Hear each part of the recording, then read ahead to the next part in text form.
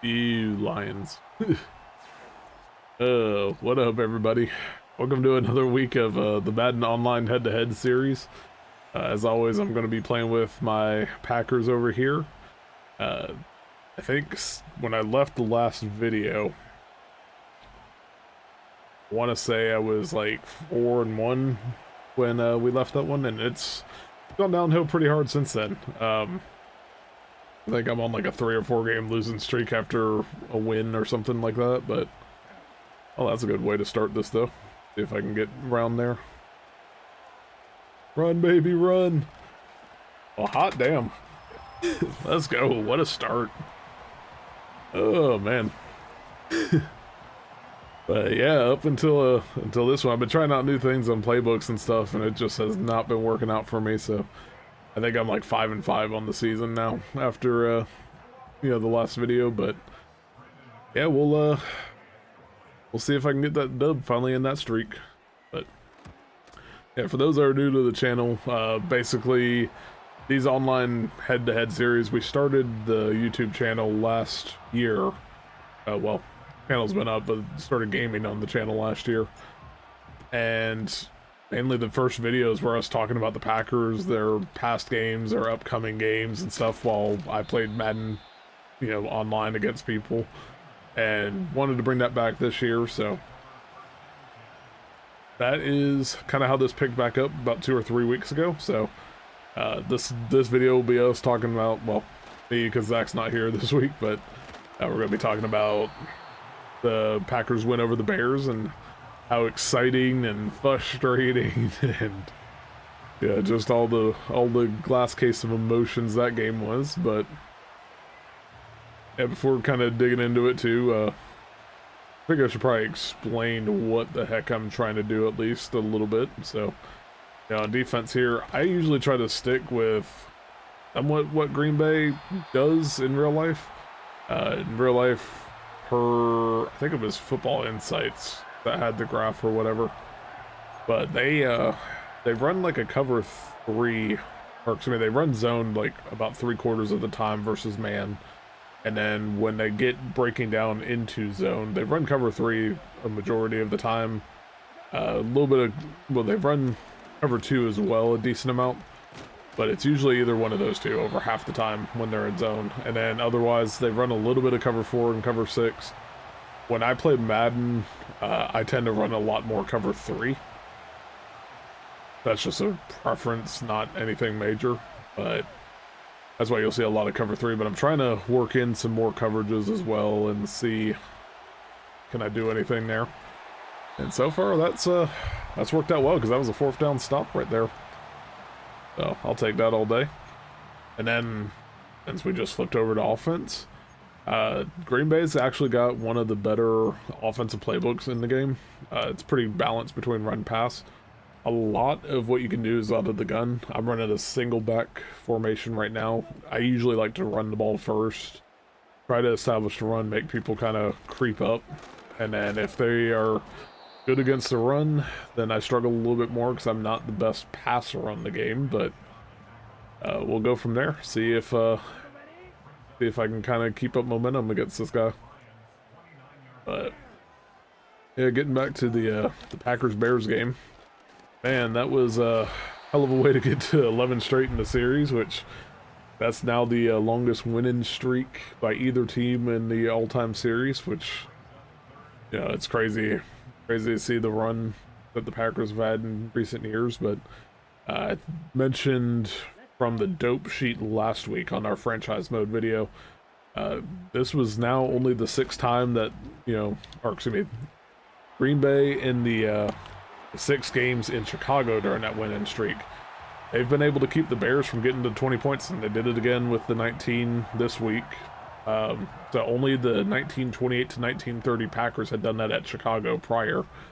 So pretty crazy. And then on top of that too, with the game winner being on a blocked field goal, I think they said that was like the first time Green Bay's won on a blocked go-ahead field goal in like 83 years or something like that. Just absolutely insane.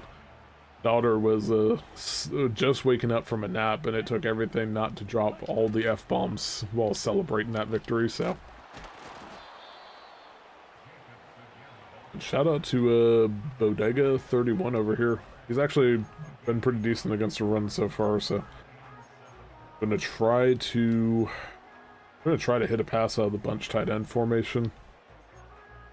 But I'll have to be a little bit cautious. I'm gonna run this mesh against him. See how this goes real quick. Ideally, no turnovers, so I can get a 2-score lead with a field goal. So I'm trying to play it a little bit safe here. See who pops open.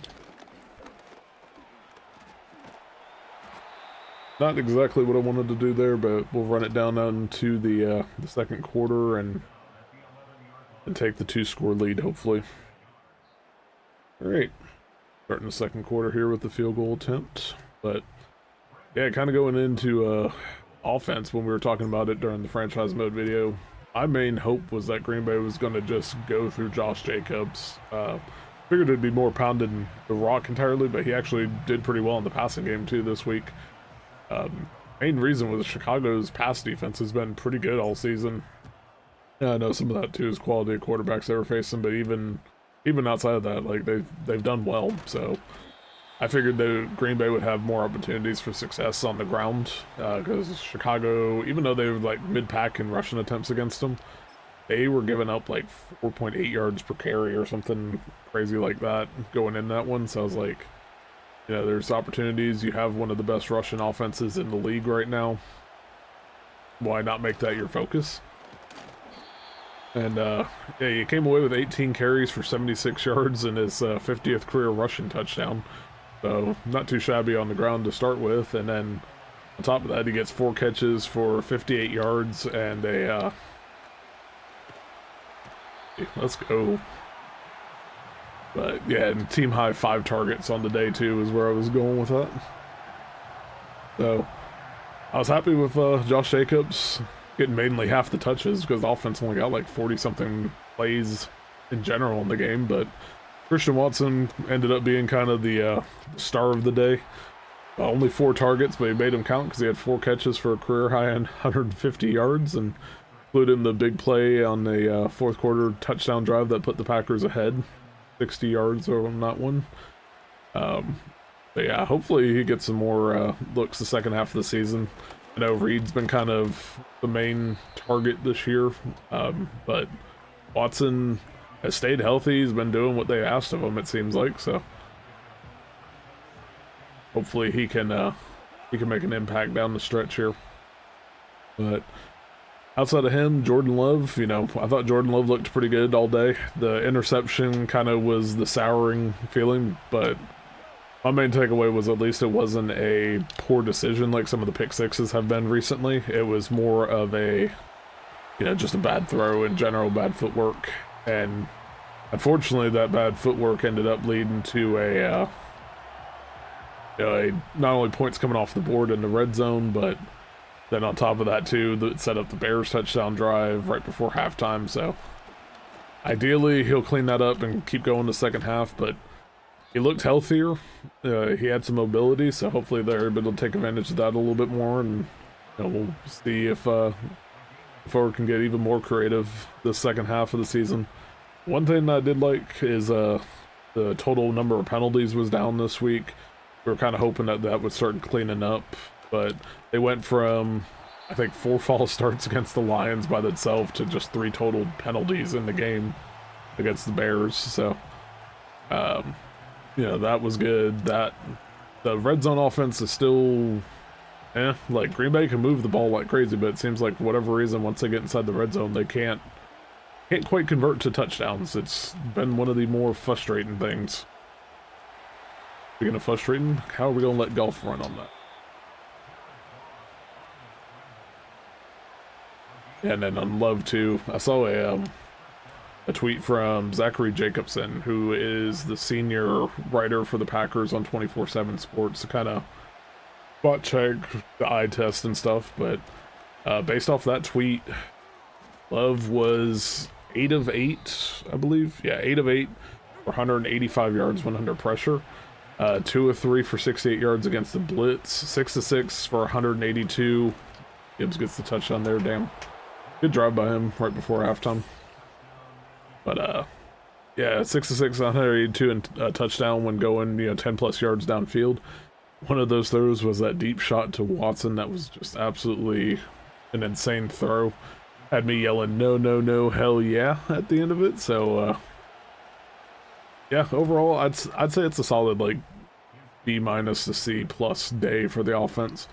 Mainly because they, only had the 6 drives, really, that they even had a chance to score. And, you got a handful of scoring drives and a couple more drives that stalled out inside the 10 there.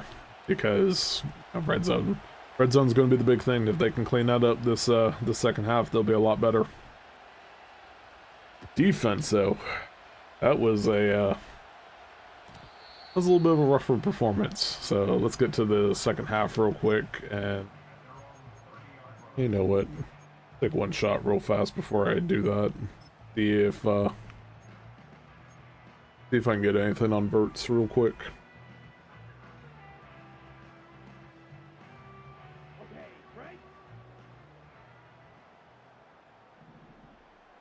I'm gonna try to hit Craft over the middle. Oh, we're gonna Craft. Hitting square to slide. Why is he standing still? Oh, this is gonna be annoying, ain't it? He's already in field goal range too.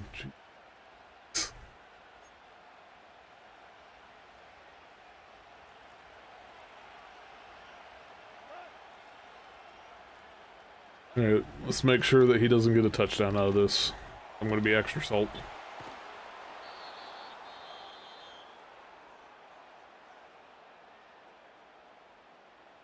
You know what? Still a little salt. I should have just ran the ball with Josh Jacobs like I was gonna do. That I tried to see if I could get one big play and it cost me. Not trying to kick field goal. Wow. Alright, well, maybe I'm not a salt, we'll see.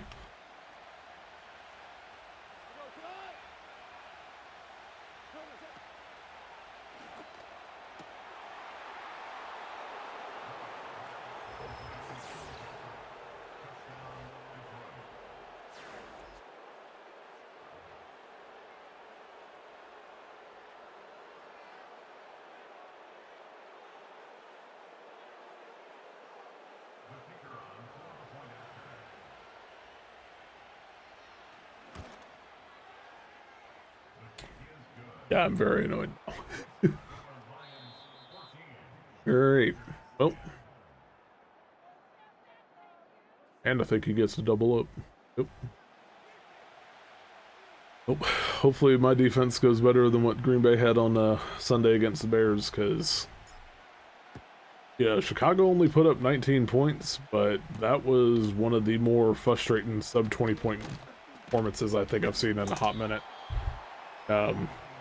Chicago came in with new offense coordinator Thomas Brown. He replaces Shane Waldron, who got fired midweek, and all of a sudden Caleb Williams looked pretty solid. 200, I think he had like 231 passing yards or somewhere in that ballpark, and it was, let's go, got money.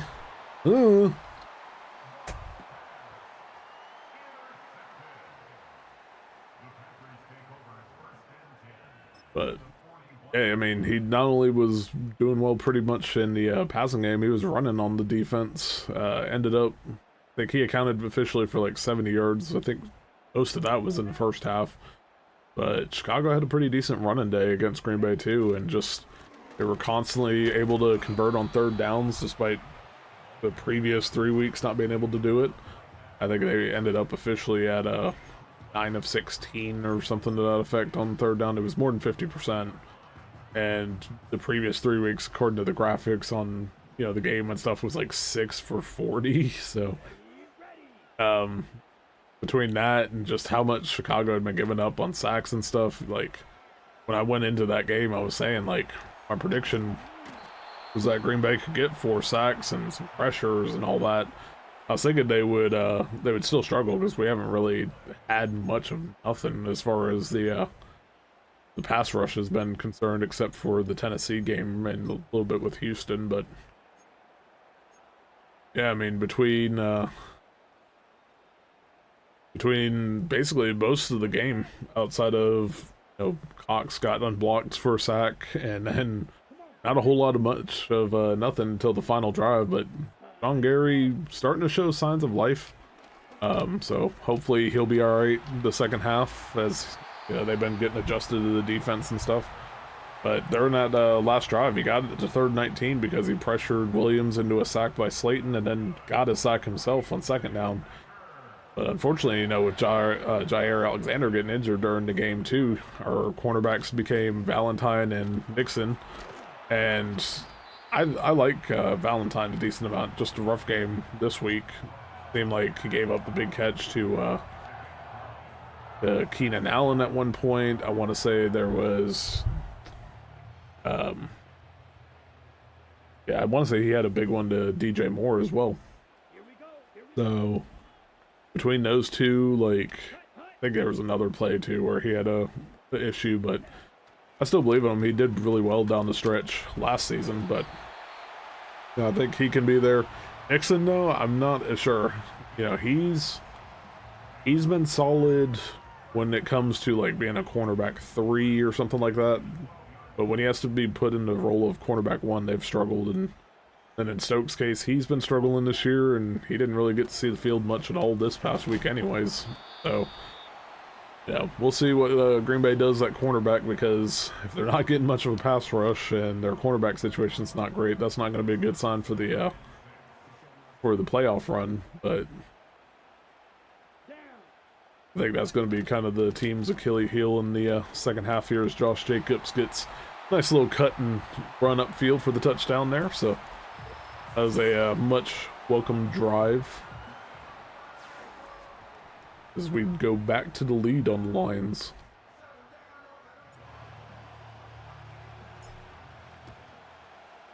We get back underway here. Yeah, the big shout out though to Carl Brooks, man, NFC Special Teams Player of the Week. And as much as the Bears complained, did that field goal legally as per the NFL this week. So yeah, I mean, that was such a clutch play, and to find out that Rich Achia was trying to will that one into existence by saying he'd be surprised that they didn't get a block this week. It was nice to see them come through in the clutch and escape with a win, because man, that was definitely sketchy.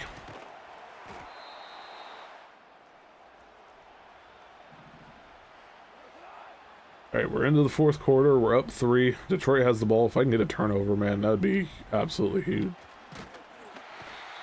I'll take the sack there. Good play by Gary. He's going to the no huddle.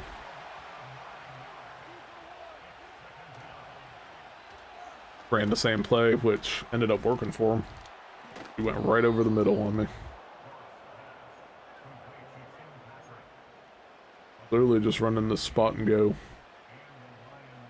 So, can I run a cover 2 invert? A show 3 still, because I've been running a ton of 3. Actually, that's the time he runs the damn ball. I'm gonna see if I can get him though.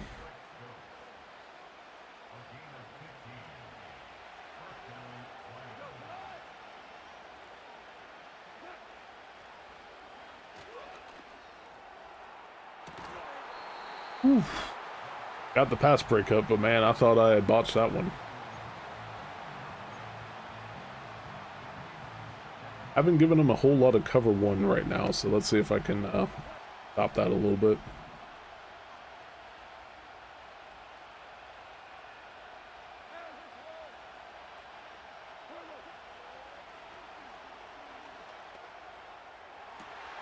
Did I get it? Yes, I did.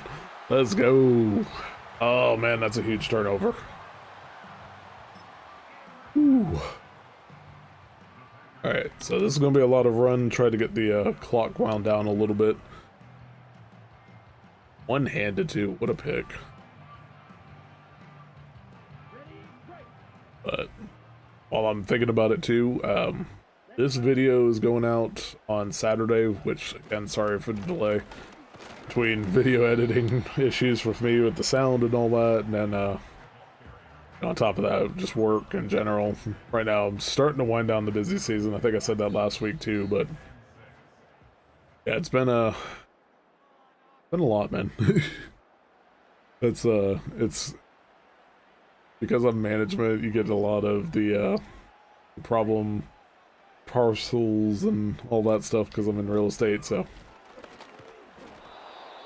yeah, it's I've been exhausted since August, really. Yeah, so anyways, NASCAR Heat's coming out on Sunday. This video will be out on Saturday and later Saturday night or Sunday morning. Haven't quite decided yet. But we're gonna have the franchise mode video too that previews the 49ers game going into this week and kind of our thoughts. I don't know if Zach Exabande will be on that one or not. Mainly because he has some family that came down for Thanksgiving, so he's dealing with that right now. It just kind of depends on his availability, but we shall see. I'm expecting him not to be back until after the Miami game because of timing and all that, but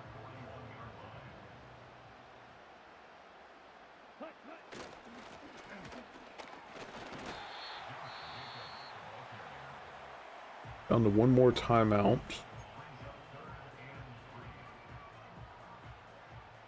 Part of me wants to keep this on the ground, make him burn that timeout. Part of me wants to try to end it with Fitzpatrick right here.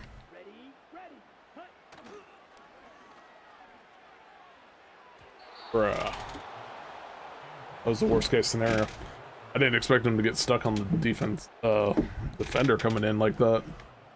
Had to loft it up. Oh, this is gonna be a interesting ending.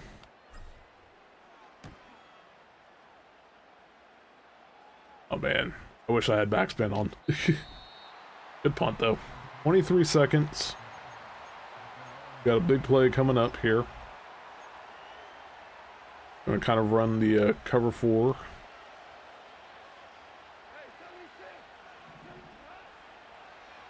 Trying to see who's going over the middle.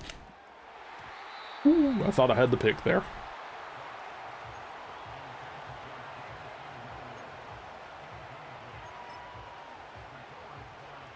Kind of running a prevent defense right now. So I ran cover 4 on that one. Now that we're under 20 seconds, I'm going to keep dropping back a little bit more. Alright, good start first 2 plays. Got 16 seconds to go here. Also, while I'm thinking about it too, I mentioned all the video schedule that's kind of being planned. Feel free to also follow on the social medias and stuff. That's all in the link in the description. Been a lot more active on Blue Sky lately. Like, that's been a lot of fun seeing all the old Packer Twitter kind of hopping over there and getting to talk with people, so.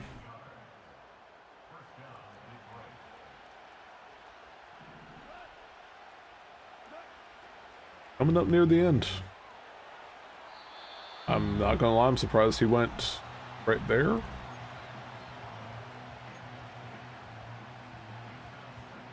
Three-man deep now.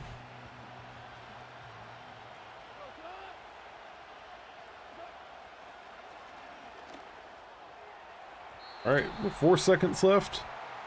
Field goal's pretty much out of the question.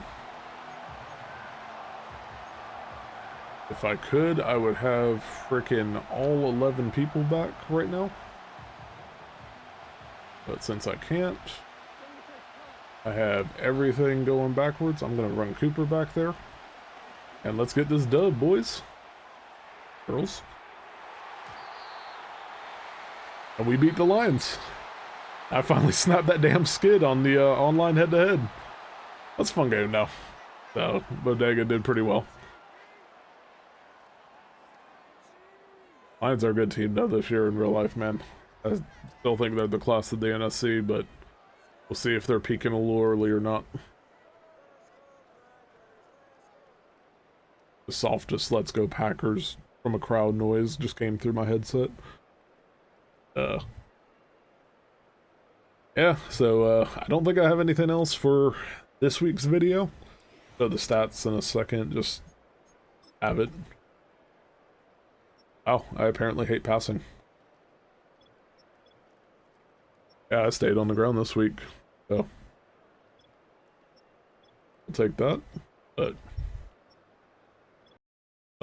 yeah, so don't think I have too much else to add right this second, so I will catch y'all with my thoughts on the 49ers game upcoming on the franchise mode video. That should be out again either late tonight on Saturday or early Sunday morning on game day. But until then, go Pack, go. Baby, it's you and I